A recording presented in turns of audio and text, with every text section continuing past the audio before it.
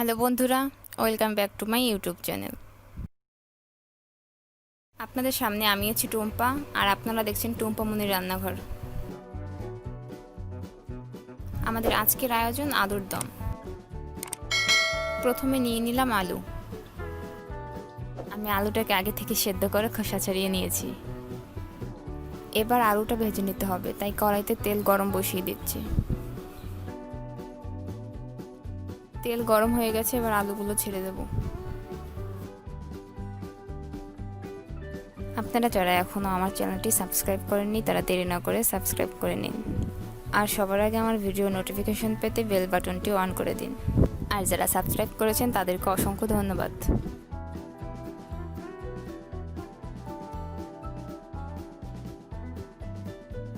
আলুটা হালকা বাদামি করে ভেজে নিতে হবে। ভাজা হয়ে গেছে, এবার আলুগুলো তুলে নেব।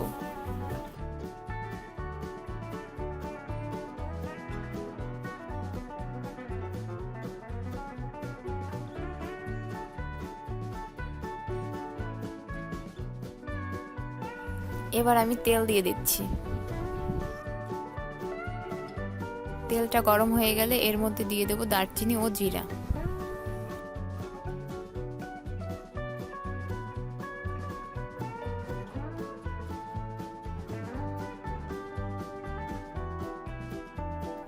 এরপর দিয়ে দেব পেঁয়াজ। পেঁয়াজটা হালকা বাদামি করে ভেজে নেব।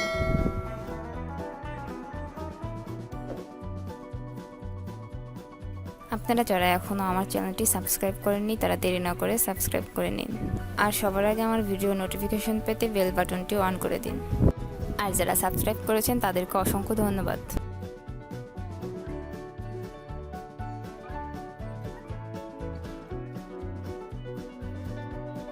পেঁয়াজে হালকা বাদামি রং চলে আসলে দিয়ে দেবো আদা রসুন বাটা।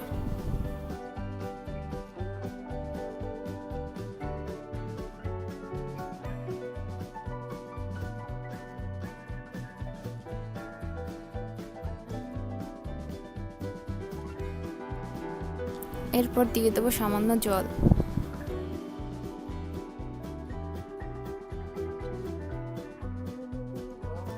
প্রথমে দিয়ে দেবো জিরার গুঁড়া। এরপর দিয়ে দেবো ধনিয়ার গুঁড়া, মরিচের গুঁড়া,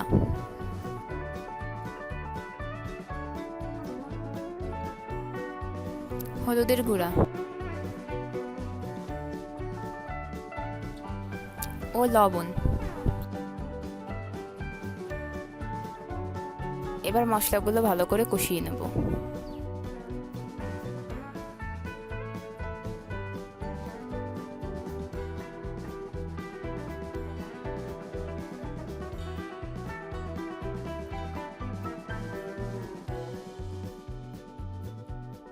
এখন দিয়ে দেবো টমেটো পেস্ট।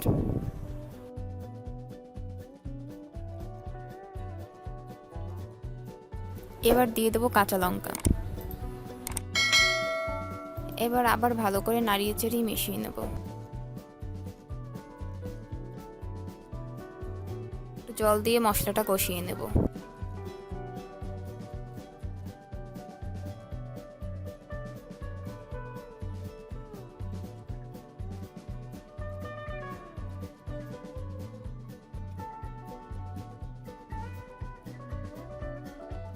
মশলা থেকে তেল ছেড়ে দিয়েছে, এবার দিয়ে দেবো আলু।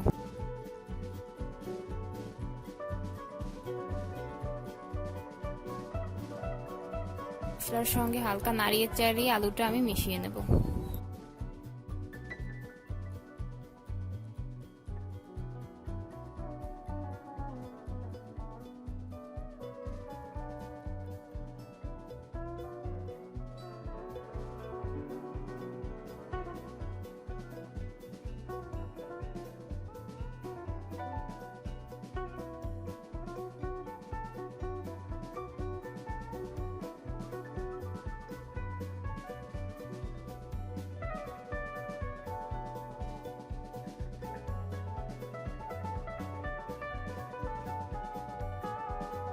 দিয়ে দেবো জল।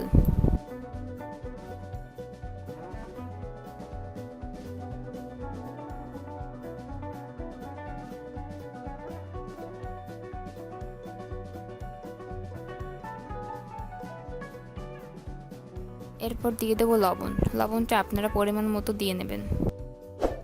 কিছুক্ষণ ঢেকে রেখে দেব। ঢাকা তুলে একটু নাড়িয়ে চাড়িয়ে মিশিয়ে দেব।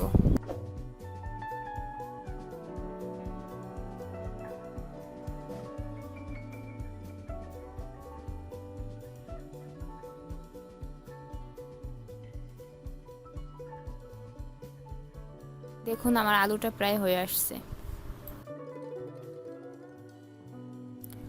এখন দিয়ে দিলাম ধনেপাতা।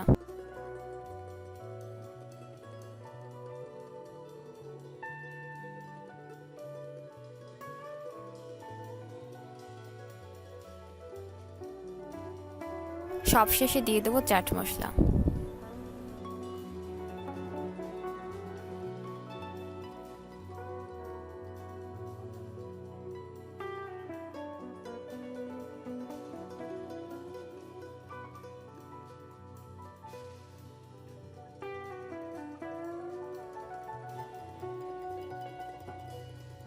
হালকা নাড়িয়ে চাড়িয়ে মিশিয়ে কিছুক্ষণের জন্য ঢেকে দেব। আলুর দম রান্না শেষ। এবার আমি কড়াই থেকে নামিয়ে নেব।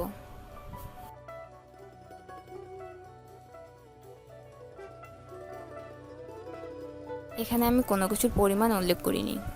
যদি কারো পরিমাণের প্রয়োজন হয় তাহলে অবশ্যই কমেন্টে জানাবেন।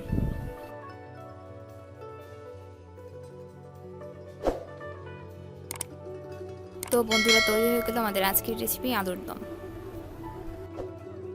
ভিডিওটি যদি আপনাদের ভালো লাগে তাহলে অবশ্যই লাইক ও শেয়ার করুন। আপনাদের একটি লাইক আমাদের নতুন ভিডিও বানাতে উৎসাহিত করে। ভালো থাকবেন, সুস্থ থাকবেন আর অবশ্যই ঘরে থাকবেন। ধন্যবাদ সবাইকে।